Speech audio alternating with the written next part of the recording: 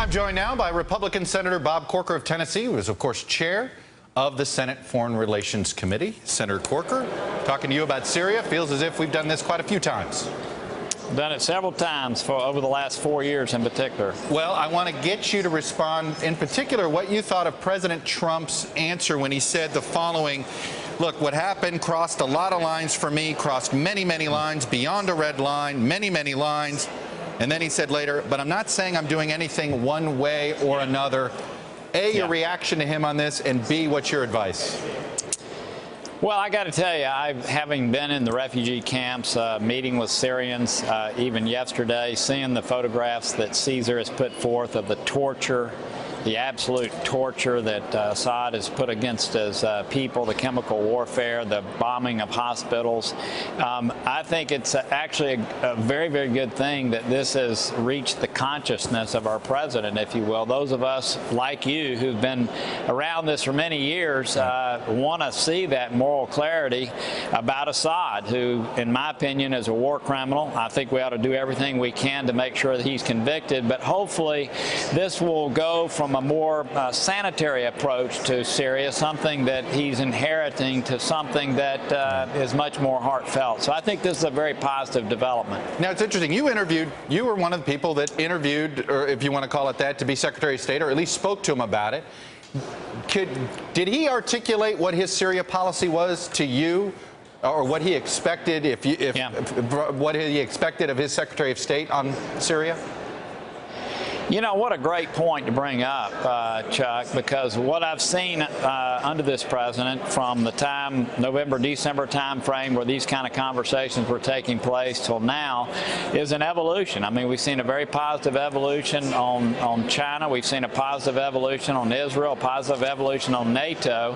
And you're right. I mean, in fairness, not to get into confidential conversations, but Syria was sort of a distraction, something that was being heralded. And now I think you're seeing full engagement. I think this is the kind of thing that those of us who've watched this criminal Assad do what he's doing with the assistance of Putin and Iran, this is a good development. I really do believe that, and something that should bring both sides of the aisle together. But now he's focused on it in a different way and seems to have some ownership of it now versus inheriting this mess that, let's face it, has been mismanaged, but now it's his. I'm curious, do you think do you get the sense that maybe he realizes he made a mistake when they shifted U.S. policy on whether Assad should stay or go?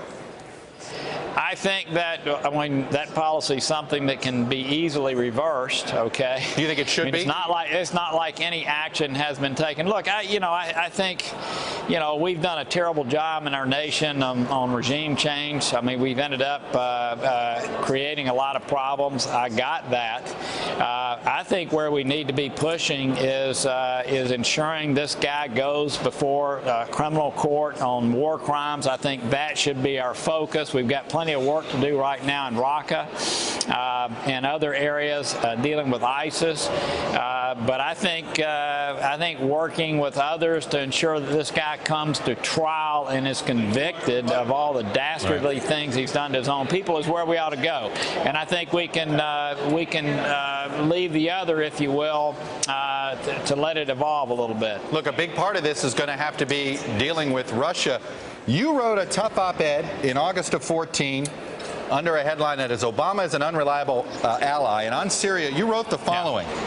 You said, when faced with the difficult challenge of persuading the rest of Congress to support his policy, Obama reversed course and said he no longer wanted the authority. Instead, the president jumped in the lap of Russian President Vladimir Putin, who offered a way out for Assad to survive, even thrive, while turning over Syria's declared stockpile of chemical weapons to the United Nations.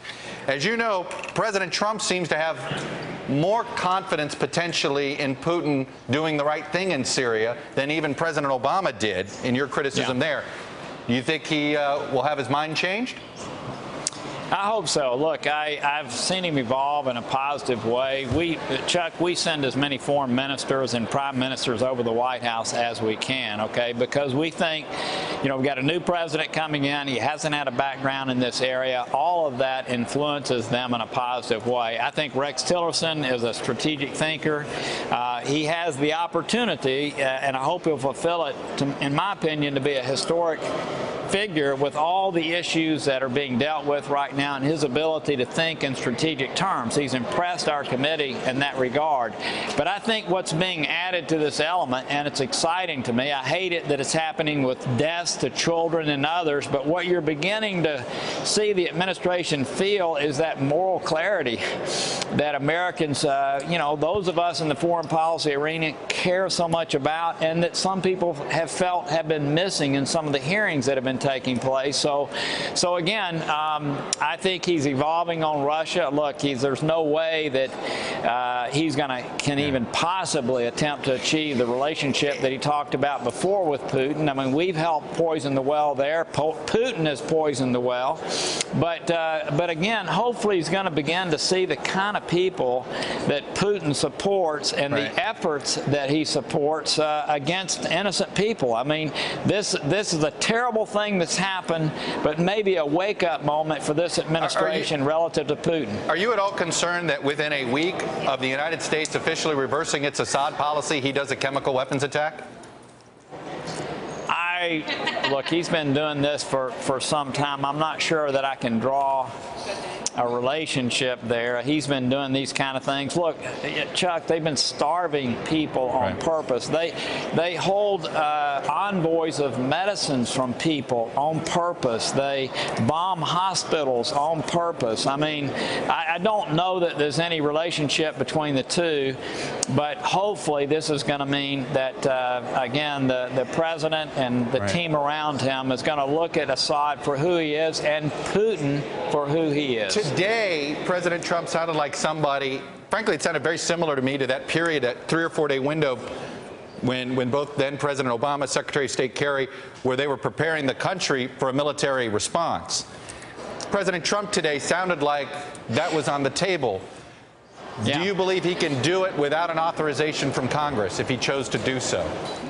Well, the president has authorities that he can undertake for 60 days and then have a 30-day extension. I will say that I do hope, unless there's some element of surprise that's necessary for some reason I'm unaware of today, I hope that he will, in fact, come to Congress, and I think he will find Congress very willing to authorize appropriate measures in this particular case. I have to say, I go back to the op-ed you referred to in 2014. Yes, sir. Look, I'm sorry, Chuck.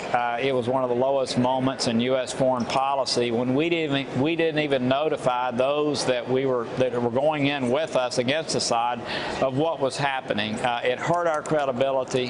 What I hope doesn't happen here is we lay out some rhetoric, if you will, that may sound like something's going to happen when it isn't. But again, back to the base point you made, hopefully the president will come to Congress if this is what he wishes to do. And I think, again, if appropriate measures are being taken, he's going to find support. By the way, today, final question, today in the New York Times, President Trump accused President Obama's former National Security Advisor, Susan Rice, of committing a crime. The president said, asked if she committed a crime with this supposed surveillance, unmasking stuff. He says, do I think? Yes, I think it's going to be the biggest story. Appropriate for the president to accuse a former National Security Advisor of committing a crime without providing evidence? Well, look, I don't know that I should speak to those comments in particular. I do hope that National Security Advisor Rice will come testify before Congress and clear up if I think she should testify under oath before Congress based on what's happening. Is the burden on her or the president who just went to the New York Times to accuse her of a crime? Yeah, I mean, I think any official who's, been in this wide array of discussion that's taking place, I mean, I encourage officials to come in and testify and clear things up. I think it's good for the American trust for people to do that, and I hope in this case that will happen. I think Chuck, you know I'm more prone to measured comments, and I'm not that entertaining to your audience because I'm a more measured person, and I apologize, but I don't really want to respond to the other. I actually understand that. Senator Corker, Right. Republican of Tennessee, Chairman of the Foreign Relations Right. Committee. As always, sir, I appreciate it. Appreciate you coming on and sharing your views. Thanks a lot. Hey there, I'm Chris Hayes from MSNBC. Thanks for watching MSNBC on YouTube. If you want to keep up to date with the videos we're putting out, you can click subscribe just below me or click over on this list to see lots of other great videos.